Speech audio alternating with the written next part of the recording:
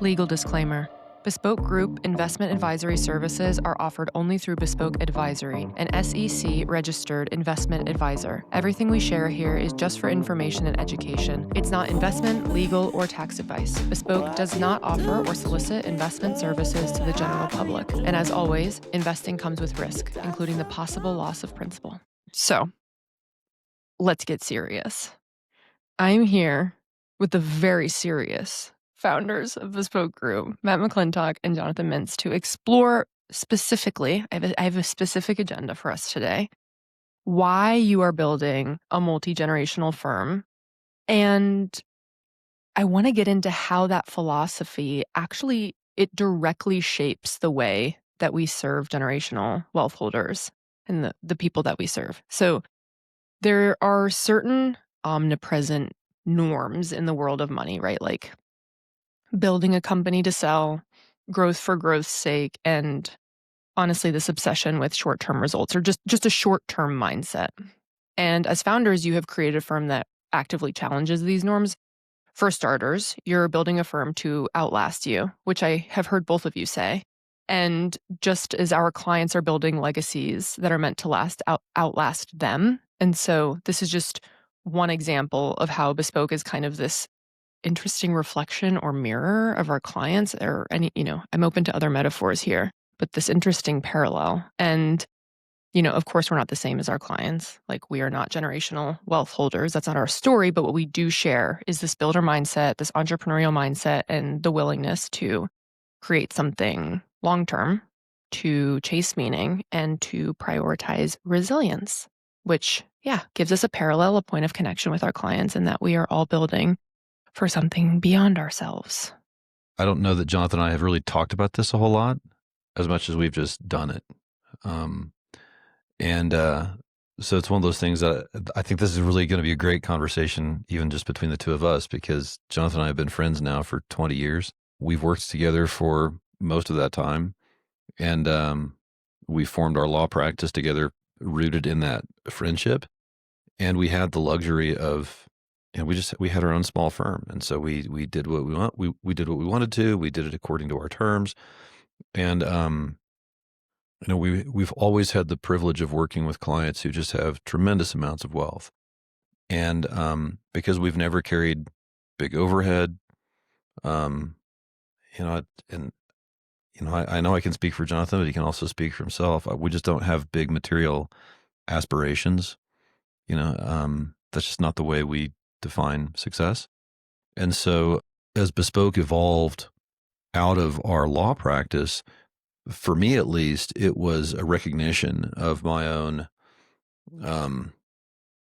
mortality, I think, to a certain degree. And Bespoke was really starting to be born in the middle of a major medical crisis that my family was having. And so, I think for me, at least on an unconscious level, there was this realization that one of these days, this world is going to go on without me. And the clients that we serve, they have tremendous needs that will span generations because their wealth is so immense. And I personally can't be around forever to see that all these things happen. And the law practice that Jonathan and I had was a great law practice. It was what is often referred to as a lifestyle practice. Pretty much, work when we want to work, vacation when we want to vacation, great fees, great clients, the whole bit. But that could not continue beyond us. And so as we got more and more involved with clients, especially in the Bitcoin space, but even more so, the clients who have truly generational wealth and have a generational perspective of that wealth, which gets into philanthropy and multi-generational wealth structuring, family governance, family trust companies, things like that.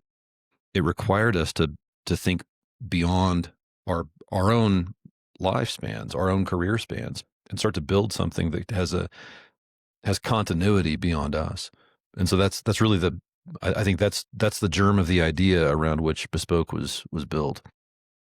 Yeah, and you have to think about the long term, because we're we were recommending in creating structures that were designed to last up to 1,000 years or indefinitely or maybe 365 years. And so clearly we're not going to be around for 365 years or 1,000 years or indefinitely. And so it really is incumbent upon us to think about our own business and what we can do for the long term ourselves, not ourselves personally, but the business. I want to kind of give Suna Sorensen a bit of a shout out here too, because we met Suna pretty early on in Bespoke's story. Bespoke was going, but it wasn't nearly what it has become. A lot of what it has become has grown as Suna has been part of us. And Suna comes from a background in Swiss finance, where the Swiss financial model is very different than the U.S. financial model. The most sought after banks and financial institutions in Switzerland are multi-generational family owned um, institutions, like truly institutions, not publicly traded companies like the JP Morgans or whatever of the world, but companies that have been in families and within a kind of a closely held circle of, if you will, insiders who operate inside the company. And that just creates a very different value. You know, when we're building for the generations and when we're building to pass something on either to our own descendants or our descendants, I would say kind of more writ large through our employees and through the company, through the people inside this company, building something that they will someday run. To my mind, that just has such a much, has a much purer feel to it than just every other wealth management group out there that is just chasing big numbers, big numbers, big numbers, hope to get rolled up by venture capital or have an exit or whatever. That feels really artificial to me. And it feels like that, you know, our clients aren't building wealth to then just like exit that wealth. They're building that wealth to pass it on to multiple generations. They're building that wealth to make the world a better place as a result of their wealth. And we seek to embody that with our company as well. So, do you think that this kind of pull towards longer term thinking came from the background of estate planning when you were just dealing with matters that really did, that had you think about one's mortality? Yeah, I mean, for me, it definitely, and not just from the client's perspective, but stuff that we saw in our own lives. Um, you know, and just you know, Jonathan and I are both parents. You know, and we're both parents of young adults, and we see. I can't, you know, I can speak for my kids. I see that the world feels different. The corporate world feels very different now than it did even when I was a young adult. And certainly it's a very different world than the stories I heard from my parents and grandparents growing up. Um, and so I grieve to a certain degree for the young professionals that are coming up, especially in the wealth management industry. It just feels like a machine that just grinds up talent and then spits it out and grinds up like hope and aspirations in search of like, I don't know, quarterly returns, things like that. And I want us to stand for something much more important than economic returns. I want us to stand for something that I want the people in the company to feel like they're on a mission to do something very differently. And so that's what drives me to do what I do the way I do it. And I think that the options and the service, like then it kind of leads to an industry of wealth holders who are underserved because the people within the companies are, I don't know, the options then become limited. So, Ken, I wanted to look at a couple specific ways of how this multi-generational thing like shows up practically from the portfolios that we build, you know, the tech infrastructure, how we think about technology, just expanding how we think about what a family office model or multifamily office is or what they should provide to um, the bespoke approach, like the how to own, where to own, what like and then also there's a lot, right? There's a lot of different ways that this shows up. But then also just the investment in human capital. So maybe there's one or two, maybe there's an area of that stands out to each of you that you could kind of comment on, that I want to showcase like how this gives our clients an advantage to how it's an edge, it's an advantage when you think across decades and across borders. Yeah, so I think it manifests itself in several ways. First off, having a focus that's not exclusively U.S. The world, we as Americans tend to take a short-term view. A lot of the rest of the world takes a much longer view. And so when you're investing in parts of Asia or Switzerland or other parts of Europe, you're investing in companies that have been around for many generations. To Matt's point, a lot of them are closely held or not 100% public. And so they remain family run to some extent. And it's just a different perspective. It's a much broader perspective in my experience than what you see here when you focus exclusively on the US. And it gives you the opportunity to look at what's happening globally. And so, for us, having our fingers on the pulse of what's happening in the world and what that means from an economic and investment perspective, I think is extremely unusual. It's not something that you see in this space. Yeah, I think this is one of the reasons that our background in estate planning gives us a truly a different edge. Neither Jonathan nor I grew up in the traditional wealth management world. I had to do some research the other day to understand options because it's just not my world. My world is trusts, different jurisdictions, solving tax problems for families, solving asset protection, privacy problems for families, and most importantly, solving for generational meaning. When families pass on significant wealth into future generations, how do you establish a sense of responsibility that goes along with that? And so that's the lens through which we view wealth. And that's the dominant lens that through which we view our world at Bespoke. I mean, Bespoke didn't set out to become a wealth management firm. Bespoke set out to solve whatever problems our ultra high net worth clients had. And most of that first centered around privacy and to a certain degree asset protection for them. And so that's the lens through which we saw our future. And only as our clients sought more and more services from us that got us closer and closer to the regulatory red line by the Securities and Exchange Commission did we decide, okay, well, we need to restructure then so we can become registered with the SEC and then provide regulated services to our clients. It wasn't just like Jonathan and Matt decided, hey, someday we're going to open up an RIA and we're going to be an investment management shop and sign on to somebody else's platform and shill products and that kind of stuff. It's like, no, I mean, we still don't shill products. We're fully independent, and we're only a wealth management company because our clients dragged us in this direction. And so I think because we didn't come in with the bias towards product, we didn't come in with the bias towards transactions, we came in with the bias towards relationships and creative problem solving. And some of the problems that we had to solve just kind of put us on the other side of needing to register with the SEC. And so that's why we became what we have become. It's not like we just sought out to do that. Yeah, that's a critical distinction, because we didn't create products or services and then try to sell those to our clients. Our clients came to us with needs, and we created services, products based upon those needs. And it's very different. It's a very different perspective.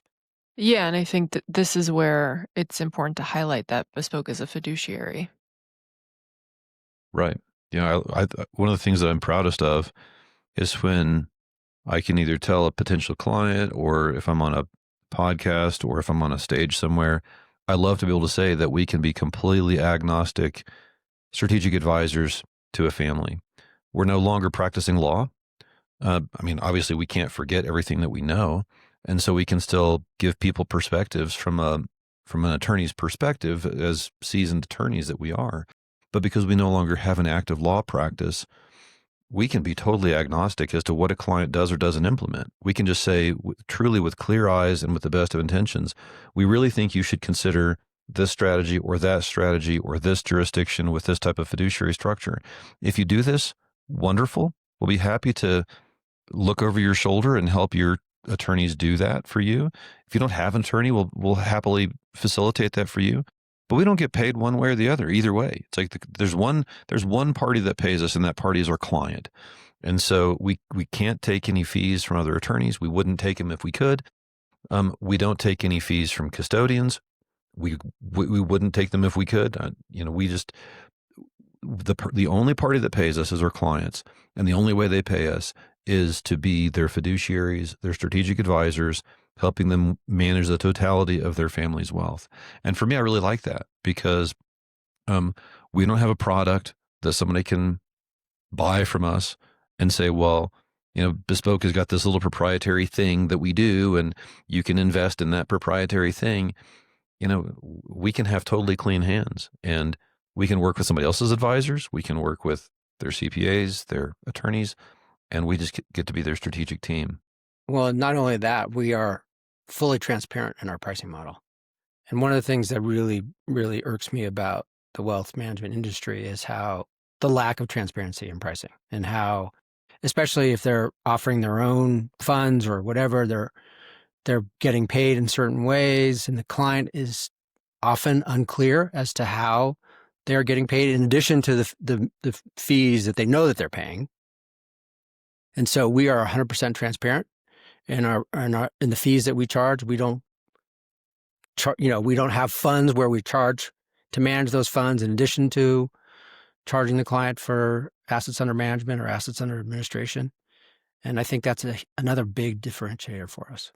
I want to go back to something that you mentioned, which is, I started thinking about jurisdictions, and I started thinking about how our team isn't limited by, time zones, or we're a global team. And there's this very unrestricted approach to how the team works together. And that also applies, again, that's where the mirror thing happens, because our clients are working in this way as well. And what I mean by that is, I think, I'll get more specific. What I'm trying to get at is that wealth holders right now are really concerned.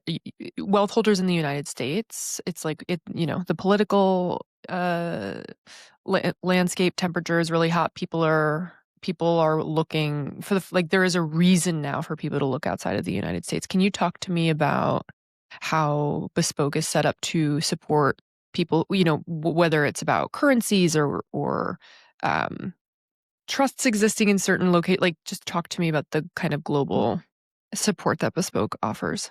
Yeah, I think one of the cool things about Bespoke, I think there are a lot of things cool about Bespoke, which is why I work here. But Jonathan and I both worked remotely. We ran a distributed team in another company well before a distributed team was cool. It was a national team. It was a U.S. based team, but there were people as far east as Florida and as far west as Oregon, Washington, and all points in between. And so Jonathan and I kind of cut our teeth professionally early on, not only working in a decentralized distributed team, but then running that decentralized distributed team for half a decade. And so it just became natural for us. This was not a pivot. And I think it's interesting because, I throw stones at JP Morgan and Goldman Sachs and places like that, but these places that, they started as a centralized shop in New York, and, they still own New York, and they've set up a bunch of different shops everywhere, but you've got a whole bunch of centralized locations. And they're only now kind of starting to think about, okay, well, what would it look like if we were to have an international arm or whatever? And even as we interface with some of those incumbent financial institutions, it's interesting for me to hear there's like no communication between the Swiss arm and the American arm. So within the same Oh, massive company, it's like if you get J.P. Morgan Switzerland and J.P. Morgan New York, they have no idea what what the other one's doing. It's not a single team. It is a single oh. company, but the teams But are also at this point, co-located all around the world. yeah, and at this point, the companies are so big, right? Like Yeah, they've yeah, achieved they're just such leviathans. growth that there is no Yeah, way. I mean, how can you maintain any lines yeah, of yeah, and productive J.P. Morgan's a communication? great company. I mean, and I'm not trying to just cast stones at them, but decentralized is, I mean, it's in our DNA, and so it allows us to. Um, and Jonathan and I both have a very kind of a broad view from a jurisdictional perspective. We for years we not only taught other attorneys how to use different jurisdictions for different strategies, we did that for our own clients. And so we've always had this very broad global view from a jurisdiction perspective in our law practice. And that gave us the opportunity to resonate. So our message resonated with clients all over the world. Because we were doing offshore strategies, that's how we met Suna Sorensen, minding his own business. And that's how we met Ali. They were minding their own business, working in a wealth management firm in Zurich. And so it just kind of happened naturally. And while we do have an office, it's a great place to come and it's a great place to be. And we love having the whole team together. It's also really a great advantage, I think, to allow our team to live where the team wants to live, to allow our team to cover multiple time zones. I think we cover like 18 time zones for our clients. It gives us diversity of experience, diversity of background, different perspectives, and it gives us, it gives us credibility. I mean, we've been a global team since Bespoke started. And Yeah, it's one team. It's a global distributed team. But it's like from Calcutta to San Diego and all points in between. Everybody knows everybody. Well, Matt, and I think we have the advantage having run a distributed company with a fair number of folks nationally.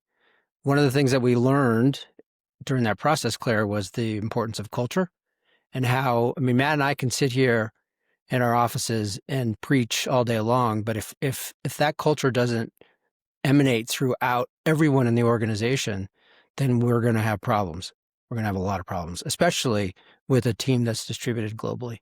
And so we're cognizant of that. We spend a great deal of time focusing on culture and ensuring that our people have the right culture, that they are the right fit, and that they're going to do everything that they can to serve our clients to the best of their ability.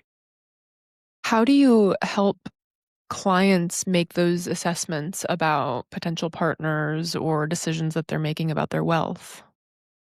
In what way?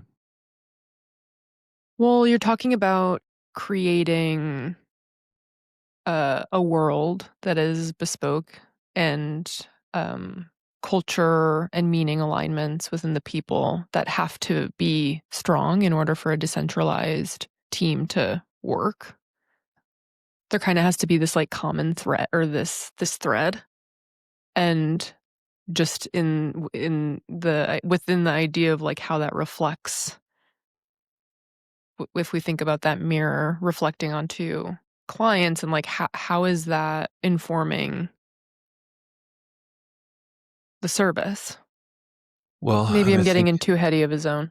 no. I think I follow you here, and jerk my leash in the other direction if I'm going off track here. But the to my mind, it starts just with a lot of questions because coming from a estate planning legal perspective, one of the things that one of my early mentors taught me is sitting down with an estate planner is it's a pretty vulnerable type of thing. It's like you're sitting down with an attorney. Why? It's like what's going on in your life that makes you want to spend that makes you want to take time out of your day to sit here and talk about all this stuff. It's like there's something kind of that's motivating you to have this conversation right now. So what is that? So what is it that you are concerned about? There's some great questions that I try to circle back to, which is like, not only just what's on your mind, I mean, why are we here, but what's working for you really well right now? It's like, what is one thing in your life that is just, I mean, you feel like you're just crushing it. And then, how can we amplify that? How can we do more of that? And then if there's something that's not optimal in your life right now, or if there's something that keeps you up at night, something that you're concerned about, what is that? And why is that the thing? Of all the things, why is that the one that bothers you the most? And then how do we mitigate that? And then I try to set the stage early on in the conversation that this is a relationship. This is not a transaction. Jonathan and I did not have a transactional estate planning practice, and the very nature of a family office is it is relationship driven. And the stronger the relationship, the more likely it is that we can anticipate and then solve for the family's most significant needs. But I would say, okay, well then let's fast forward 6 months, a year, 2 years, whatever. Pick a time horizon, and then look backwards. What needs to have happened along the way for you to feel like this is just a really productive, meaningful relationship to you? And so it just kind of forecasts this notion that if we're going to be working together, we're going to be working together closely, and that it's going to be iterative. We're going to learn a lot as we go. And that whether you're dealing with estate planning, or you're dealing with wealth strategy design, or you're dealing with portfolio design and implementation, or you're dealing with philanthropy objectives or family governance objectives, there's not a prescription that you can just take and get it filled and that's going to solve your problem. It's iterative, it's relational, it continues to evolve because the landscape constantly changes. And so that is the problem that Bespoke is designed to address, or that's the reality that Bespoke that steps into. Yeah, Claire, Matt and I are fortunate in that we both have decades of experience having these conversations. And so I think for us, it's relatively easy. But to answer your question, I think if a prospect is talking to any one of our staff, they'll find several commonalities. They'll find curiosity, they'll find authenticity, and they'll find a desire to serve and do what is in the best interest of the client. And I think to every one of our team, that's what the prospect will find. And I don't think you can say that of other folks in our industry. Yeah, I think this is something that, I mean, it literally does keep me up at night thinking about this kind of stuff, because one of the things that's really on my mind a lot is as Bespoke continues to grow. I mean, we've grown rapidly. The team has grown rapidly. We've grown. Our client base continues to grow, and all those things are validations that we're doing things differently. We're doing the right things. So I think we're seeing success as a result of those things. But the thing that probably keeps me up at night the most is how do we like institutionalize these values so that in a world without Jonathan, in a world without me, that this company stands for these values, and that to be in this company, it therefore means that you have these values, that you embody these values. And it's not that you embody my values or Jonathan's values. It's like the culture that we are building, that we want to build. It's like, how do we hang on to that as we grow, as our team grows in increasingly diverse ways, as our client base grows, as our economic success grows? How do we really hang on to that core of what we're all about? And that's one of the things that really weighs on me. Yeah. And I'm thinking about how it's really easy to kind of talk that talk, right? Like you hear maybe founders or executives talking about how important culture is, and how can I say it without it just being bullshit? I mean, that's the thing. It's like, it's like, I don't want it to sound like just platitudes. Yeah. It's like, no, but I was going to say, I suspect every founder says that they don't want it to sound like platitudes. And so again, it's like, but I think that, Jonathan and I are middle-aged, we're the founders of this company. And so I think that because our age, because of our background in estate planning, and our view towards legacy anyway, I think that probably predisposes us to be somewhat melancholy sometimes about these things and say, okay, well, in a world that this project is continuing on without us, how do we set it up for success so that when the next generation of leadership is leading this company, they're taking it in the direction that it goes, but that that we have somehow inspired their leadership into the future. Right, but here is that mirror literally so clearly, right? Is like Bespoke is also on a journey to support. I mean, this is a real question that families are asking themselves. How do we instill the values of the family in our children, in our inheritors?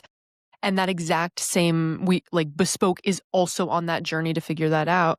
That's a great observation, Claire, because that is probably the biggest challenge that our clients face.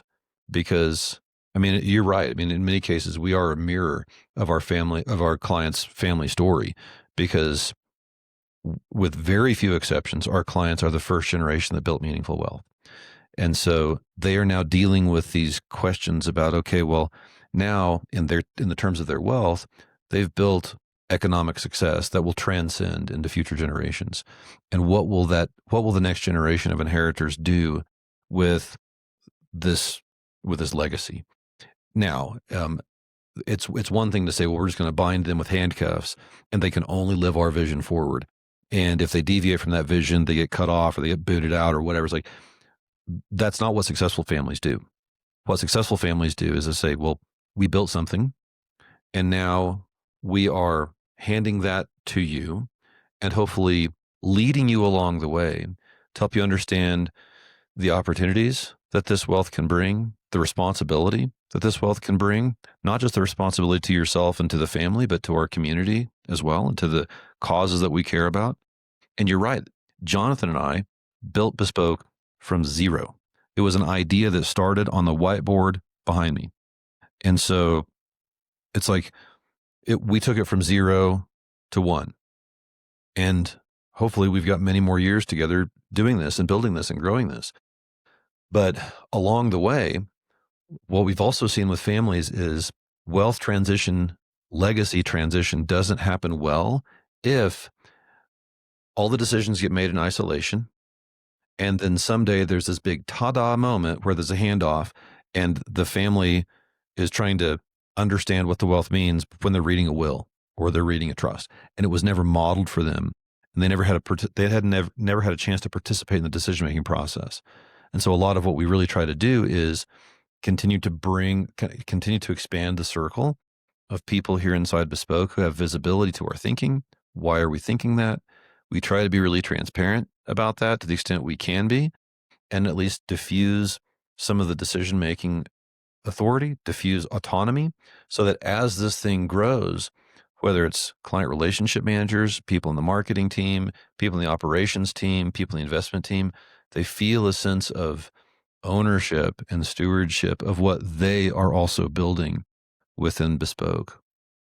I mean, this is an example of how we are growing without the same usual limits that a company would have or without those legacy processes. And I think that what's coming to mind as I listen to you is mentorship, right? Like there's this unspoken mentorship kind of environment here. And I think that's we're seeing that happen now with families who are, I don't know if it's mentorship is exactly the word of what they're doing, but we're seeing more and more specialists coming forward who are studying the psychology of wealth and that are coming into families and helping guide those interpersonal dynamics, teaching communication, right? Like, and I think family too. There's G2, G3, G4, and for the wealth holders that have some examples of inheriting ahead of that, meaning when G3 looks at maybe how G2 did it, I guess, or how G2 looks at how G1 did it. I think that families are seeing, oh my God, G2, none of those siblings are talking to each other anymore. None of the holidays can come. So they're seeing like this, something has to change. And And I think that's happening right now. I think that families and, are really hungry to start talking about the hard stuff. Yeah. Well, and this gets back to this idea that, a lot of wealth management companies have achieved success in one interpretation of success. They've achieved financial success, and many of them have achieved tremendous financial success, and they've got very powerful brands. But one wonders, again, I've never been inside of one of those, but one wonders about the culture inside of there, and is it a meat grinder for people who want a deeper sense of meaning? One of the things that you and I, you know, you and I recently had a conversation with a fella up in Brooklyn.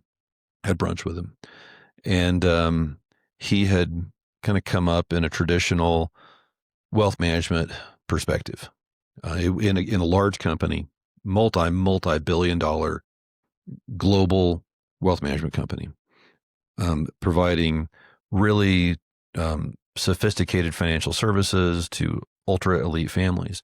But this guy that we were having brunch with, realized that that he no longer had the same definition of success that the wealth management firm had. The wealth management firm was, my interpretation was largely kind of growth at all costs, or growth irrespective of like a moral center necessarily. And that's not, I don't, that sounds harder than I mean it to be, but it's like those like morality and values, like unquantifiable values that didn't really factor. And so he found himself at odds with some of the investment decisions that he was being called on to make, to invest in things that could have great economic returns, but were actually but like culturally corrosive in his perspective. And so he drew the line. He had to leave that company because despite the economic success, and there was great economic success, but despite that, there was something more important than just making the number go up. And for the families that we get to work with, and for Bespoke as well, there is so much more than economic returns. There's so much. In fact, the most important part of wealth, I think, is not measured economically. And that is the cohesiveness of the family, the cohesiveness of the family culture, the cohesiveness of a sense of meaning. And again, that's not that G1 has to transfer their sense of meaning, their definition of meaning through the generations, but there's no denying that there's part of that DNA that then morphs into the next generation and the next generation and the next generation. And so I think the successful families and the successful companies are the ones that not only can transfer the economic success through generations, but also to transfer the sense of meaning and purpose and a deeper sense of value that you can't really quantify, but that is the bedrock of the culture.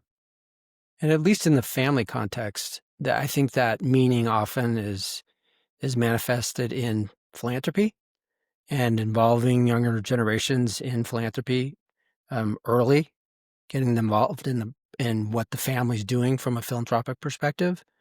And I've seen countless times how children who are younger than the clients think should be involved in philanthropy can be involved and are successfully involved, because you can carve out an area, a small amount, and say, let's figure out a charity or charities or cause or causes that you want to support with this small amount of money, and give them the opportunity to learn about philanthropy and see how it works in the bigger context of the family's wealth.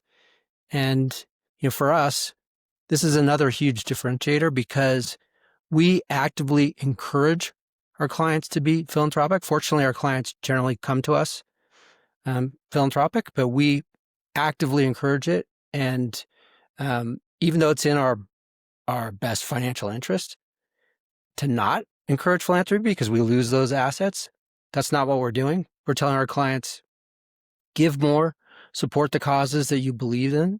Oftentimes we have to help them connect the dots as to, their passions and philanthropy. But it's a big part of what we do. And I think it's one of those areas that derives the greatest sense of satisfaction for our clients. Why is it so important for builders and inheritors, people? Why is it important for people to talk to their children about this, about the level of about wealth, and why is that so radical, or why does that feel radical when maybe it's not? And Yeah. So Claire, historically, families never discussed wealth. And I think what would happen more often than not is the next generation was unprepared mentally, unprepared from a money management perspective. They didn't have the tools to succeed. I think I'm a born educator. I mean, I love teaching law school. I love teaching. And I think life is about teaching. And for families to be successful, it is teaching the younger generation how to be successful. And oftentimes that has to come from mom and dad. but what if mom and Outside, dad simply don't know? well, they'll get help. They'll get help from people like Matt and me and what we do at Bespoke. But ultimately, mom and dad have to say, yes, I want to sit down and have a conversation with my kids. But it's hard. It's really hard. They call this the soft stuff. This is the hard stuff.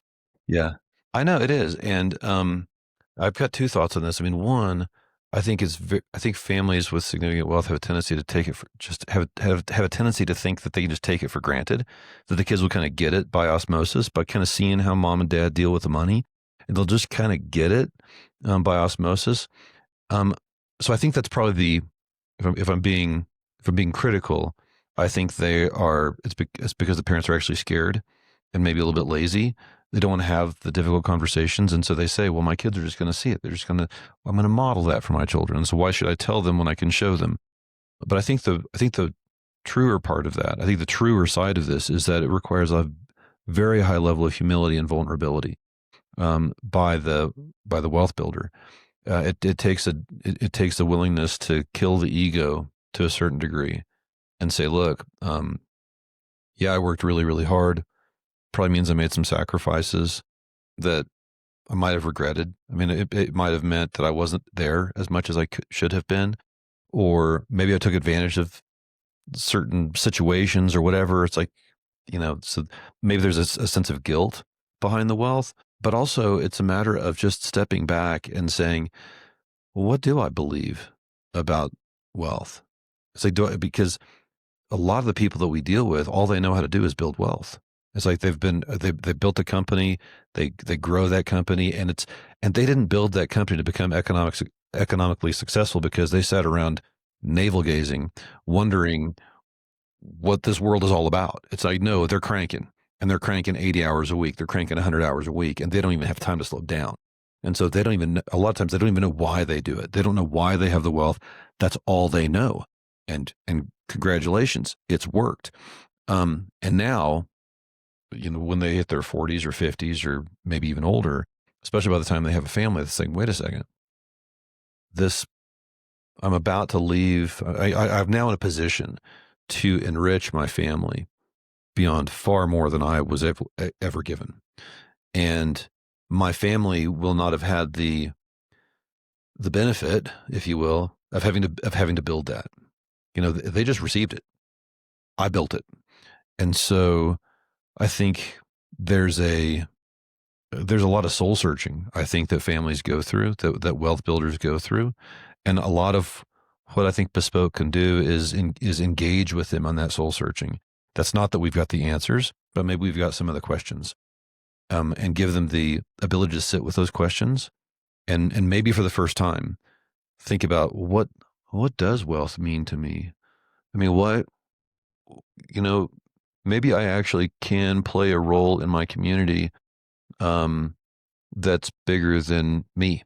And maybe part of what I leave my kids and future generations is a better world, whether it's socially, environmentally, economically, from a spiritual or religious perspective, whatever it is. It's like maybe there's something bigger than me. Maybe there's something bigger than my family.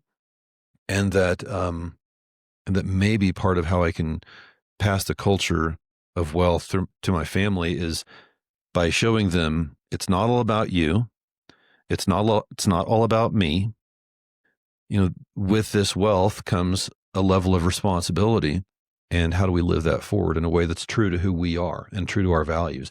And a lot of times it takes discovery, vulnerability, and a guide to ask them, what are your values and why are those your values? Yeah, and this is where education comes in, because many times people don't realize what the possibilities are. And so our wealth strategist role is to help them understand those possibilities, but also to help them get past constrained thinking, because most of us think we can't do something. We don't have enough time. We don't have enough money. We don't have enough this or that or the other thing. And so forget all of that. Forget all those constraints. What does a perfect world look like to you? And then how do we accomplish that or get as close to it as we can? Yeah. I mean, my God, limiting beliefs are incredibly difficult to separate from, regardless of how much money you have. I'm also thinking about kind of the can of worms it's a can of worms that is opened, a can of uncertainty. Jonathan and I, at the start of this conversation before I clicked record, were talking about uncertainty. And I think both of you are in a position to kind of tolerate the discomfort of uncertainty, as we said before, because of the nature of your background with estate planning. Like, you're forced to look at the well, the realities that this ends one day and we don't know what happens next, right? So there's a tolerance for that is a certainty. Yeah.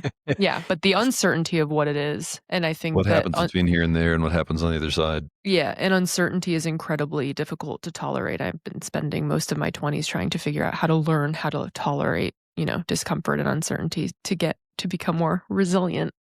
But yeah, it kind of, the now full circle moment helps me see why we're really addicted to this short-term thinking, right? Is because it's a lot easier to like stay in the grind of the day-to-day and think only by the week than to kind of like zoom out and be like, oh, whoa, like I'm not going to be here one day. And then what the heck is all of this for if I'm not going to be here one day? Exactly. But that opening that, okay, so here's my question. I'm going rogue now. I haven't looked at my notes for a minute. Claire goes beast mode. I don't know about that, but I'll take it. But for somebody, I know that people are hungry for more. People are hungry for meaning and purpose. Young people are hungry for meaning and purpose. And so for the person listening to this who has spent many years on that grind that you were describing, like been on that grind, likely something has happened in their life, as it did for you, where a challenge is presented, somebody has a health issue, like something larger has probably caused them to slow down for a second and think a little bit differently or go, whoa. I want this to mean something. What are like some of the first, what's something you would say? Like, what would you say? What's one of the first questions you would ask them, or the first thing that you would say, or that you want them to know? Because this is a whole new chapter, right? Especially, as I said, for that person who's like been on the treadmill, been on the grind. Yeah, I mean, I kind of get back to one of the things I said previously, but by the time they find us, they know what we do. And so, but they've reached out and said, okay, well, why now? What's going on? Because to your point, something has prompted them to say, whoa. And in that moment, they reached out to us and said, okay, great. What is it about this idea that you had that made you decide that you wanted to call us?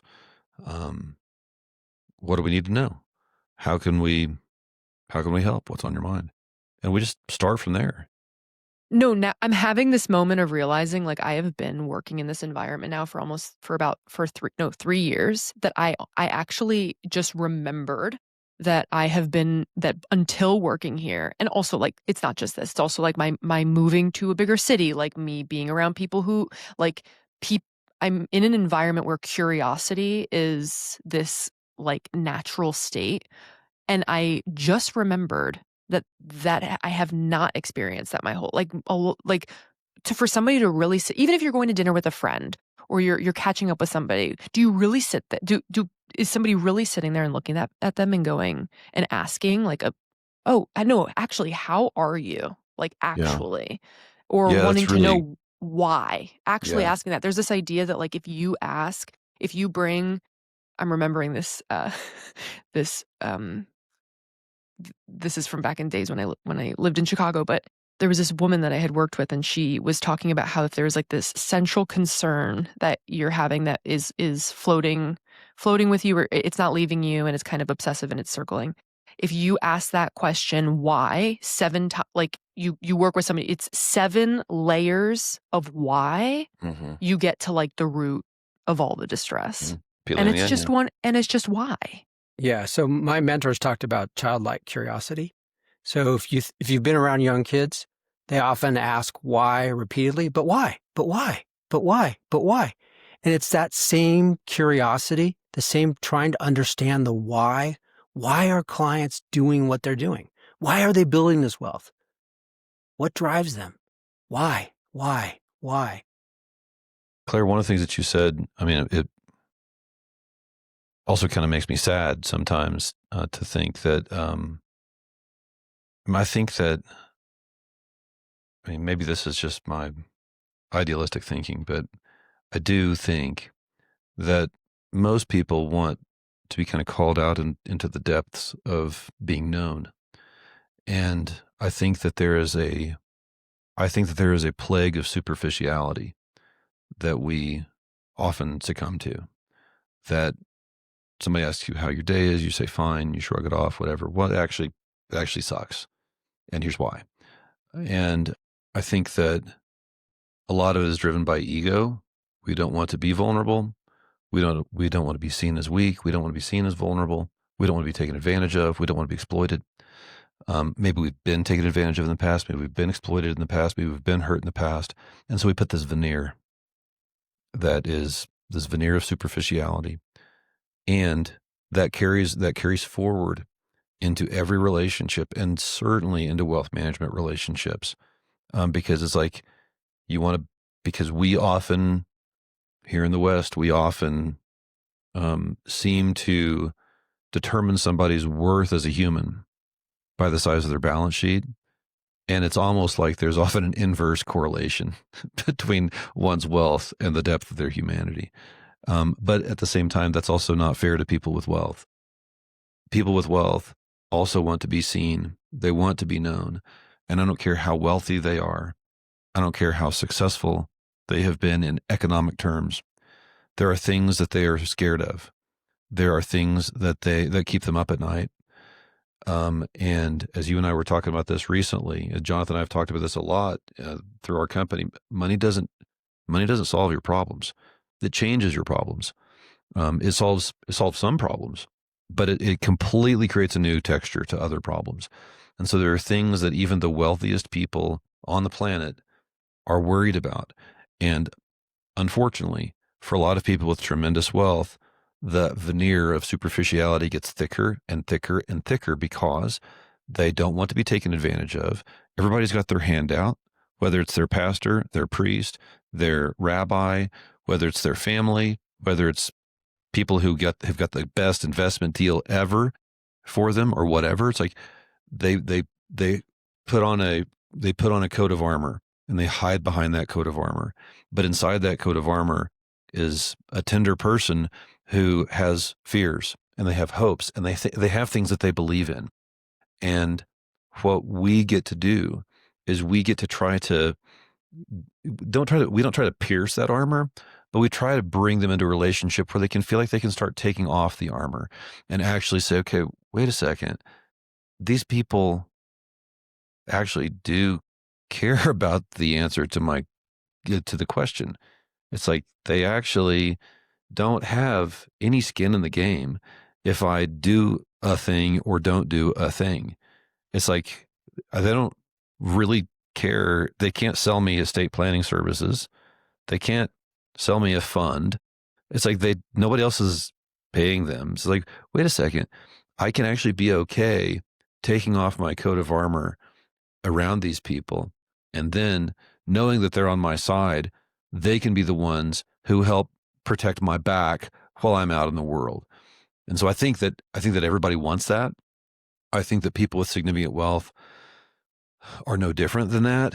But again, the wealth has created a higher level of suspicion, I think, for them, for the reasons that I've said.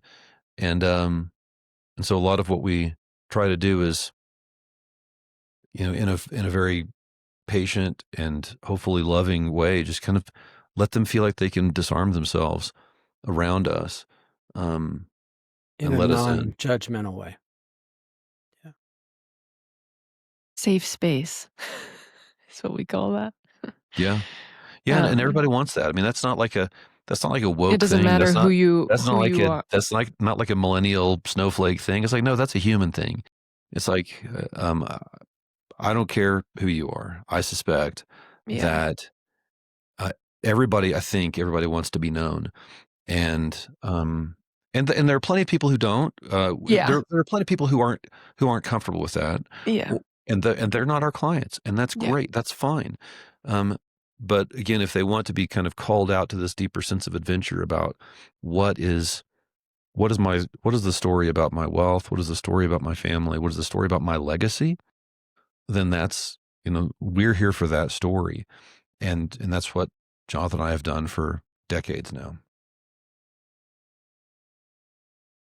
Big wows on that response. Creating space for just the difficulties. It's a lot easier to kind of ignore all of this stuff. But you typically something happens in your life that the universe or nature, whatever it is, something happens where it kind of forces you to slow down and there's often a catalytic event. Yeah, There's often yeah. some type of event like Yeah. that.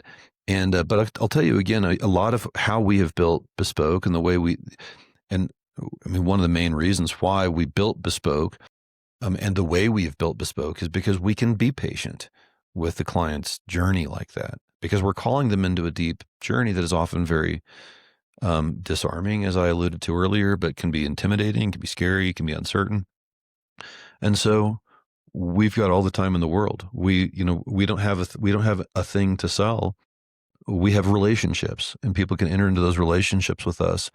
And then the journey takes the direction that the journey takes on the timeline that the client wants to take it.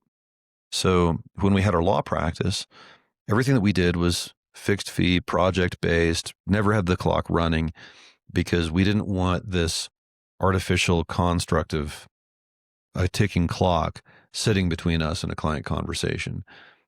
We would say, okay, what's the problem that you're trying to solve? How big is this problem? Why is that the problem? How do we discover different ways, different trade-offs? And then at that point, they would actually then pay us a fixed fee to implement those solutions. And those engagements usually lasted 6 months, sometimes 12 months, sometimes 18 months, but they were usually somewhat bound in time. But as the more we started working with clients with the kind of wealth that we deal with now at Bespoke, so we realized that even that type of relationship felt a little bit too transactional. And it also, we also clearly had a vested interest in persuading somebody to implement a certain strategy or not implement that strategy, because we were getting paid to implement the strategy. Now we don't get paid to implement strategies. We don't care if you implement strategies, but we can say, okay, well, if you want to enter into a relationship, you want to enter into a story, you want to enter into a discovery with Bespoke, let's start that process. Let's start that journey. And, because we're fiduciaries to you, because we don't sell any products, because we can't implement legal strategies, because we don't do your tax returns. There's nothing extra you can pay us to do. You can pay us to be your strategic advisor or the person who holds your shield in battle. That's what we do for people. But It's your shield. You tell us how to hold it. Earlier you said that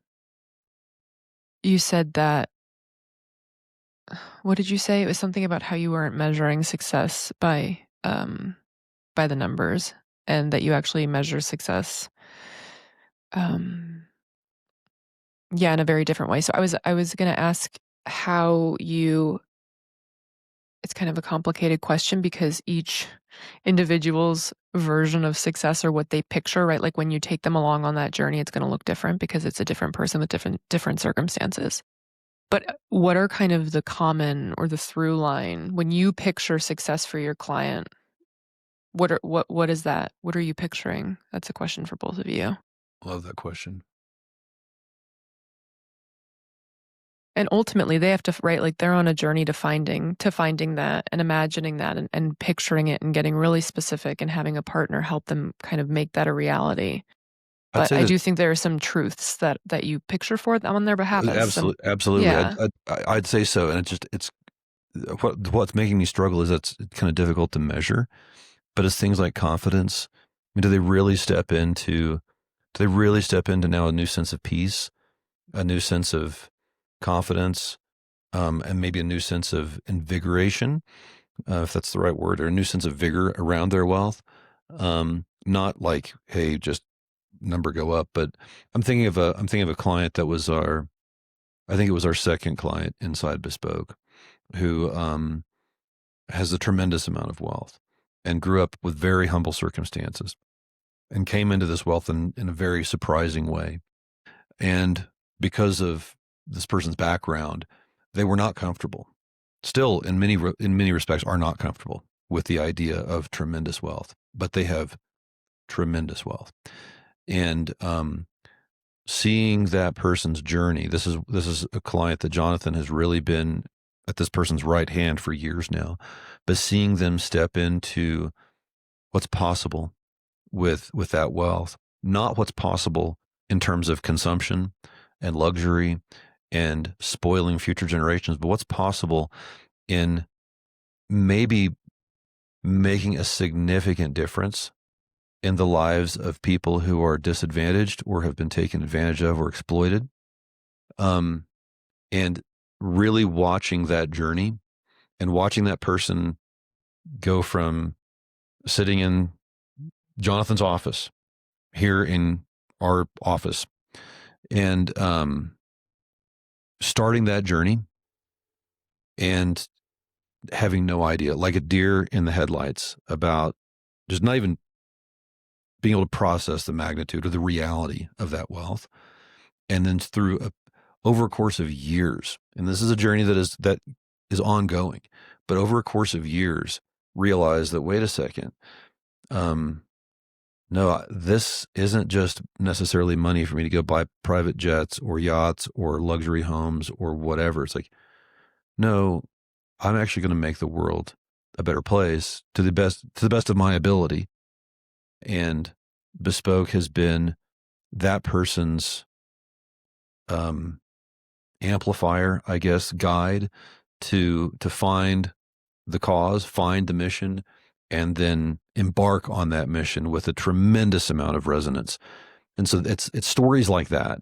Those are the journeys that I see in clients' lives, where they go from this deer in the headlights look of something that's just really bothering them, that sometimes they can't even put their finger on it for a long time, and then stepping into the realization, the appreciation of that wealth, and now the sovereignty to create a story, the sovereignty to write the story about that wealth. It's like the wealth, in some cases, wealth happened to them. And now taking something that happened to them and owning it and shaping the story around that, that's one of the things that's the most exciting thing that I get to see in the lives of clients. Yeah, to me, you're describing empowerment, becoming empowered. Yeah.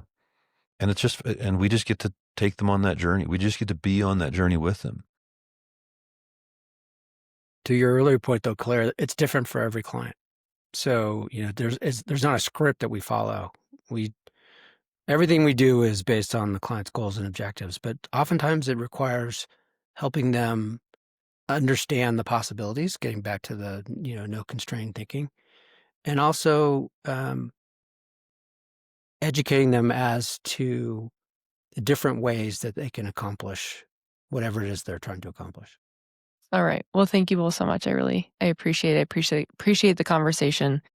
And here's to a generational mindset.